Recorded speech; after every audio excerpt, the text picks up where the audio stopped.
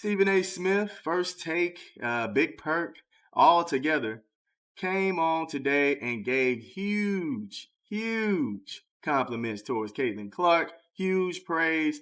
And not only there, they were on Twitter as well, giving love to Caitlin Clark, and people seem to not like it, man. Stephen A. Smith just lost his mind on national television, and for once it wasn't because someone disrespected the Cowboys or forgot to put LeBron in their top 5. Nope, this time the smoke was reserved for the WNBA, specifically the MVP conversation. And guess who's the eye of the hurricane? None other than Caitlin Clark. Yes, Stephen A. delivered an on-air sermon so loud you could hear it in the parking lot, complete with finger-wagging volume spikes and enough sweat to fog up the First Take cameras. Stephen A., she is just different. She's special. Just a different type of electricity, man. Did you hear the roar of the crowd while that shot was in flight? Like, I'm expecting big things from her, especially MVP. You know, when Stephen A. starts pacing and throwing down words like thunderbolts, it's not a debate, it's a spectacle.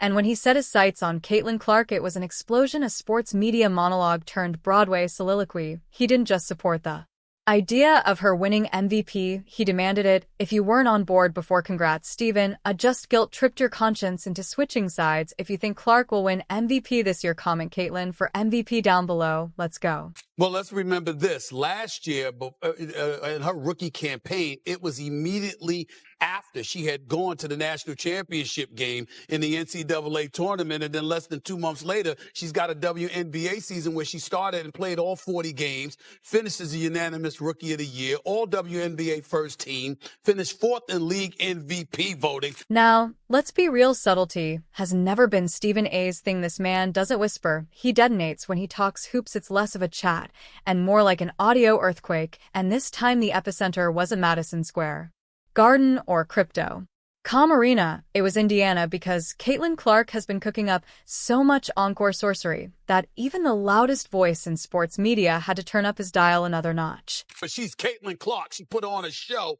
in our old stomping grounds in Iowa versus Brazil. WNBA's most dangerous sophomore, the queen of logo threes, the walking ankle breaker, has officially entered Stephen A.'s obsession zone, and when she entered the league casually, pulling up from deep like it was a free throw, you just knew this man was going to hit DEFCON 1 eventually. Spoiler alert, that moment has arrived. I think she's ready. She know it's her second year.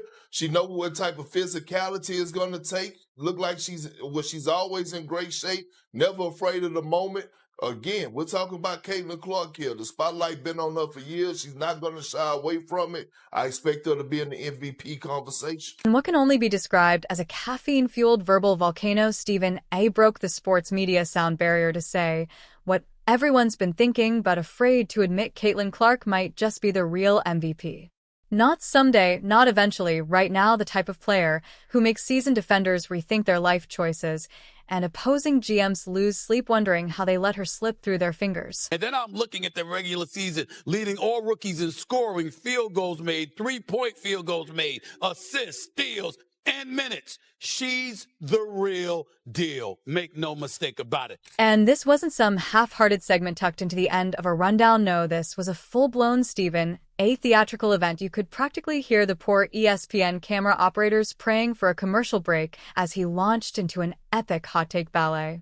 Somewhere between she's a bucket and she's changing the league, his point crystal clear. Caitlin Clark isn't just here. She's taking over. She's slinging dimes, splashing logo shots, and turning defensive schemes into memes. What does she mean to women's sports?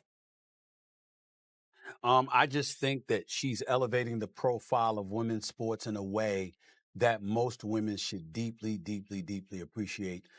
She's a phenomenal player.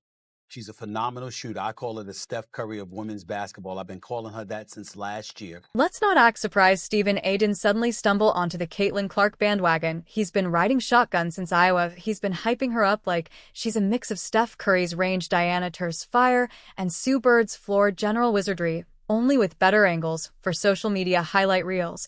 But this time, he wasn't hinting, he was hollering. He didn't float the idea of MVP, he commanded it, as in, why are we even pretending there's a debate? As in, how many more logo threes do you need to see before we hand her the trophy? As in, turn in your analyst badge if Caitlin's not at the top of your MVP list. You want to promote the sport. You put that girl up in there, and people were appalled at that notion. Smith's take didn't just join the MVP discussion, it hijacked it. His rant reset the entire conversation.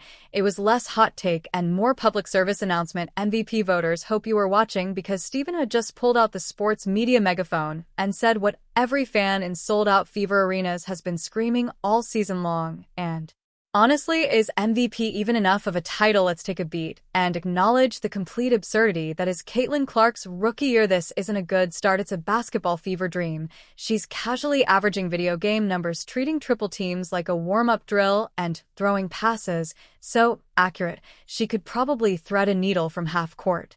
What's crazy is you had Monica McNutt, Andrea, Shanae, all on the panel right before the game. And they had a graphic, an interesting graphic that popped up showing that Caitlin Clark had the best odds to win the MVP this year.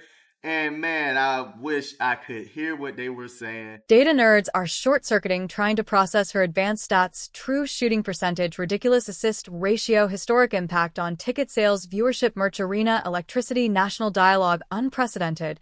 And yes, the bodies are piling up. Opposing defenders out here needing therapy and new ankles after running into the Caitlin Clark blender. She's not just a player, she's a cheat code. It's like the WNBA accidentally downloaded a next-gen player from the future into the league. And now no one knows how to stop her. Most second-year players are still figuring out how to rotate on defense without looking lost. Caitlin, she's draining game winners, signing autographs mid-dribble, and calling plays like she's the team's offensive coordinator. So let's start with our 2025 WNBA MVP, and that has to go to the one and only Caitlin Clark. You can say I'm glazing, you can say I'm hyping her up too much, but I truly think that this second year for Caitlin Clark is going to be like nothing we have ever seen. So when Stephen A snapped, he was right on time. And the best part, it wasn't just what he said, it was how he said it, with the energy of a preacher in a tent revival, the theatrics of a man possessed, and the conviction of someone who's watched greatness in every era and knows it when he sees it. At one point you half expected him to levitate or throw holy water on the production crew. It was glorious, it was chaotic, it was vintage Stephen A. You got a girl here who's box office in Caitlin Clark.